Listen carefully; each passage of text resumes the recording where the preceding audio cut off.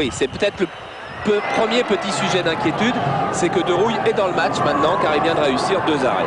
Vitschke. Avec Kieprich, un drapeau s'est levé. Monsieur McGinley vient de le voir.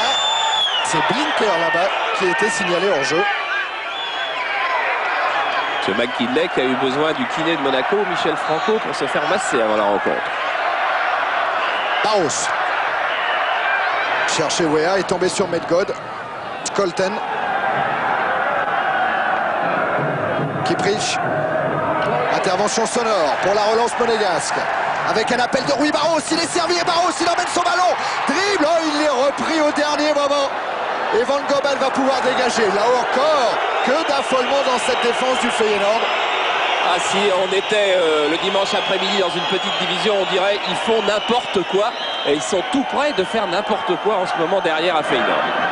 Gérald Lepassi face à Medgod. Il s'est retourné, il a centré. Tête de Troust. Et Thuram qui remet. Voilà encore la tête de Troust.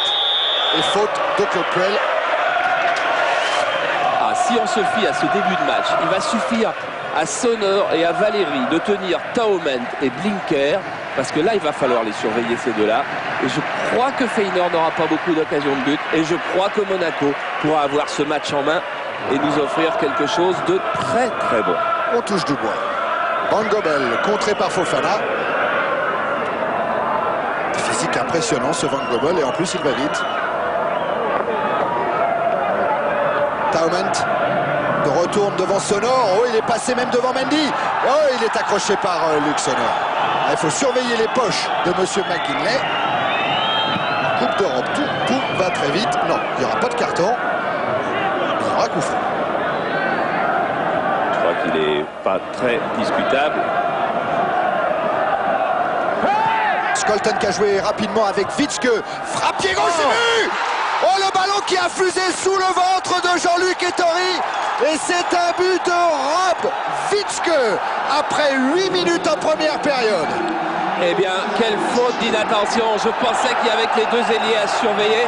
Mais sur un coup franc, sur une balle arrêtée, il faut aussi faire attention à la frappe de Vitschke. Mais la défense de Monaco a été inattentive.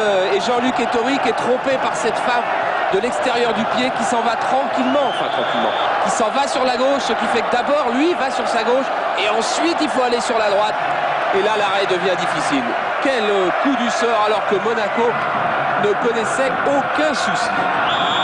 Et c'est le premier but encaissé par Ettori en Coupe d'Europe au Stade Louis II cette année, et vous le savez, les buts marqués à l'extérieur en Coupe d'Europe valent très très cher. Alors là, il va falloir être costaud moralement. Dur moment pour l'AS Monaco. Avec Passy qui a tiré ce corner sorti par Trost. Sonor en difficulté, Sonor face à Kieprich, mais bien soulagé là par Claude Puel. Passy. Dib. Taument. Intervention de Mendy, Puel maintenant. Ah, Mendy n'avait pas tout à fait compris. Et Mendy pour Georges Weah. Oh, Georges Weah qui profite de cette bévue, qui va pouvoir se frapper. Un dribble, retrait pour Rui Barros. Non, c'est Medgod qui la sort sur sa ligne. Oh, Arsène Wenger, il est heureux de l'action. Il va encourager ses joueurs.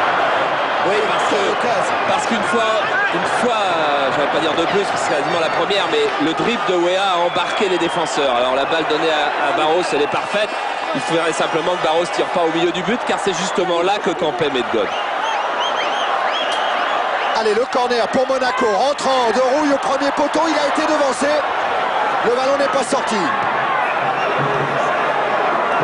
Cette fois, il va être en faveur des Monégasques. Ils ne peuvent pas ne pas marquer, parce qu'il y a quand même trop de solutions. Là, un nouveau corner où c'est Marcel Dib qui est le premier à devancer le gardien pour dévier la balle au deuxième poteau. Quand on voit l'occasion de Barros juste avant, c'est pas possible qu'il ne rentre pas un petit peu, quoi. Enfin, pas beaucoup, mais un petit peu. Dib.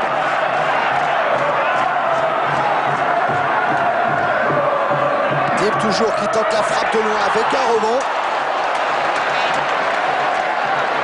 On va peut-être, on a un petit moment, on va revoir ce Weah qui profite d'une grosse faute là de Trost.